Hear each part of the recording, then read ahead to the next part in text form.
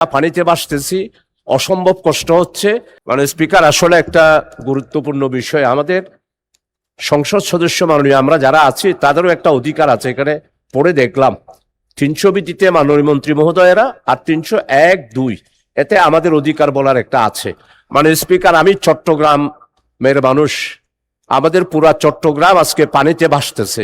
আমার আগেই আমাদের মাননীয় এমপি সরওয়ার জামান নিজাম অভিহিত করেছেন, বিশেষ করে আমার লোহাগাড়া, সাতকানিয়া, বাঁশখালী, চন্দনাইশ, পটিয়া, আনোয়ারা, কর্ণফুলী এবং আমাদের মাননীয় মন্ত্রী, অর্থমন্ত্রী আছেন, ওনার এলাকায় আমরা পানিতে ভাসতেছি, অসম্ভব কষ্ট হচ্ছে।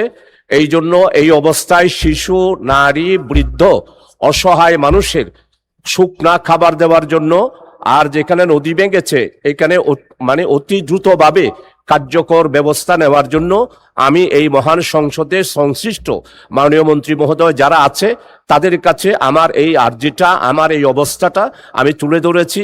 মাননীয় স্পিকার, আপনার পক্ষ থেকে একটা নির্দেশ দিলে অত্যন্ত বাধিত হব মাননীয় স্পিকার। মাননীয় স্পিকার, আপনাকে ধন্যবাদ। মাননীয় দুর্যোগ ত্রাণ ব্যবস্থাপনা মন্ত্রী মহোদয় আছেন, উনি বোধহয় কিছু বলবেন এই ব্যাপারে। দুর্যোগ ব্যবস্থাপনা মন্ত্রী। মাননীয় স্পিকার, আপনাকে ধন্যবাদ।